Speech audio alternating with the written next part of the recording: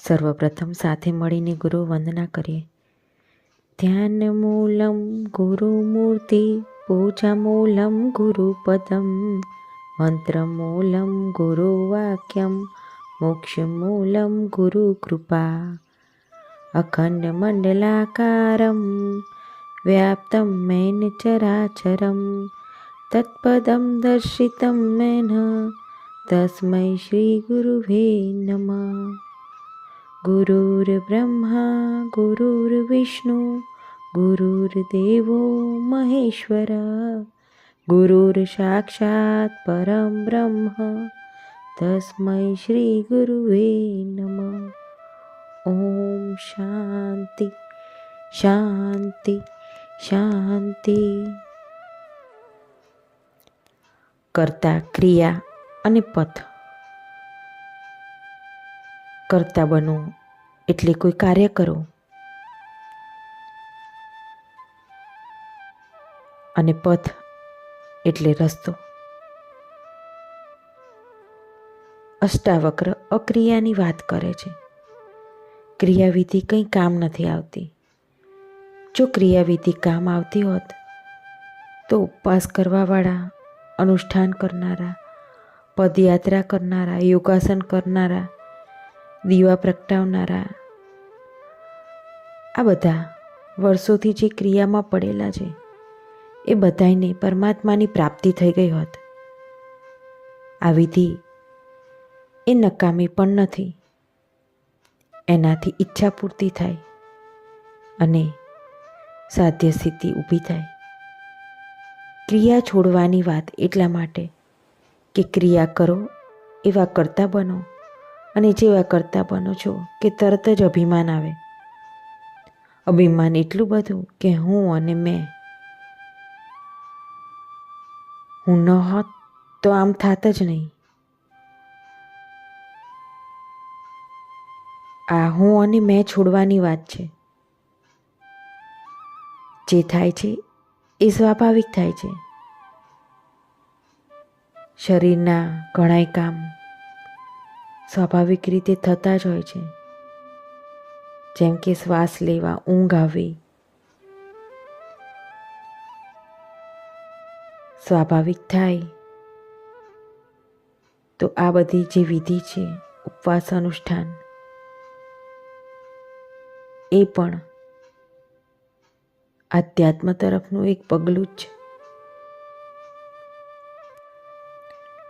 પથ એટલે રસ્તો. પોતાના દુઃખનો અનુભવ પોતાને જ થાય. ચાલવાનું તો પોતાને જ છે. પ્રેમ, કરુણા, દયા, પીડા, આનંદ આ દેખાડી ન શકાય, ન તો પ્રમાણ આપી શકાય. એ પોતાના અનુભવની વાત છે. એવી જ રીતે આત્મા, પરમાત્મા, બ્રહ્મ વગેરે પકડની બહાર છે.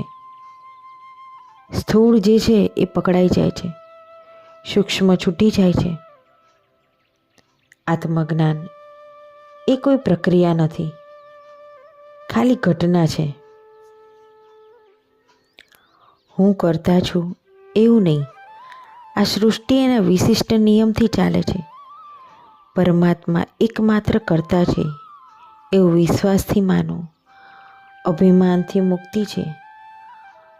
અભિમાનવાળાને સુખી થવું મુશ્કેલ, અને અભિમાન વગરનાને દુઃખી થવું.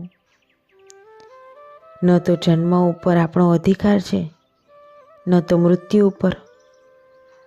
આપણે વચ્ચે ખોટા નકામા કરતા બનીને બેઠા છીએ.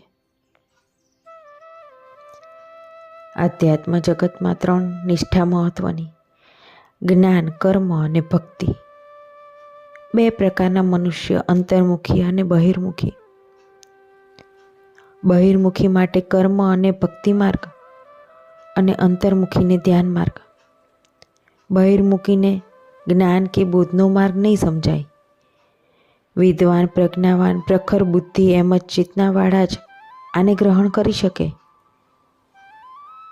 માટે જ અષ્ટાવક્રએ પૂરી વિધિ સાંખ્યની, જેમાં કરવાનું કંઈ નથી, અક્રિયા જ વિધિ.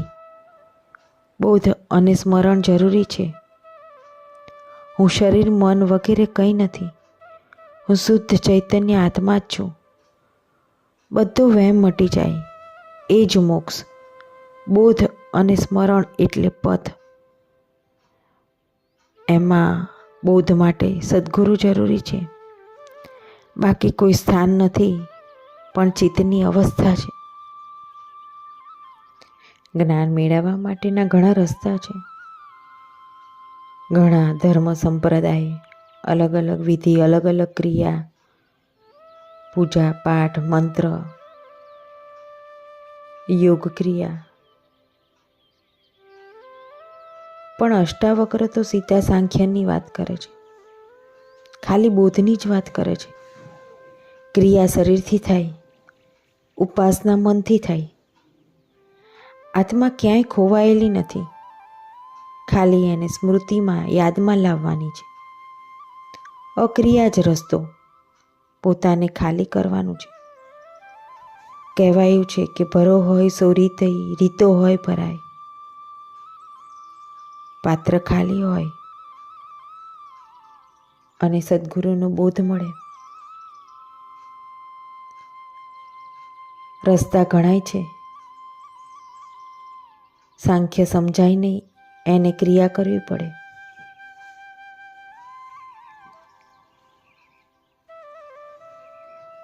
જાતે ચલાય.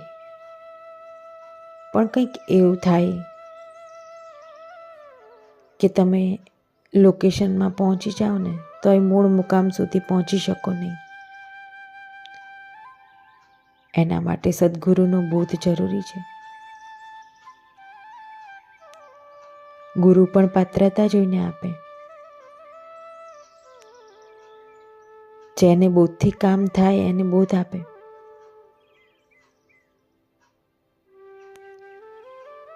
ગુરુઈ ધન, પદ, પ્રતિષ્ઠા, માન, સન્માન, મોટા મોટા આશ્રમ, એવા તો કેટલાય મળી જાય. પણ જ્ઞાની વિરલો કોક જ હોય.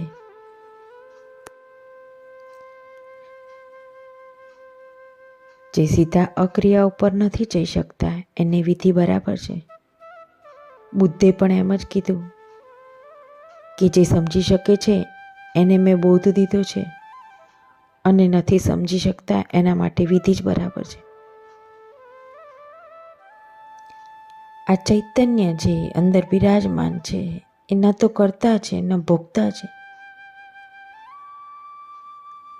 નિસ્વાર્થ અભિમાન વગર સ્વાભાવિક કર્મ થાય. સદ્ગુરુનો બોધ મળે.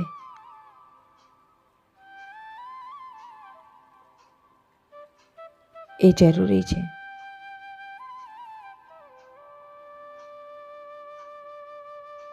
એટલા માટે ખાલી પાત્ર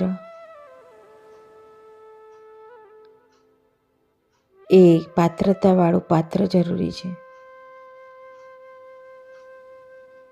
સદ્ગુરુનો બોધ અને અક્રિયા જ વિધિ છે.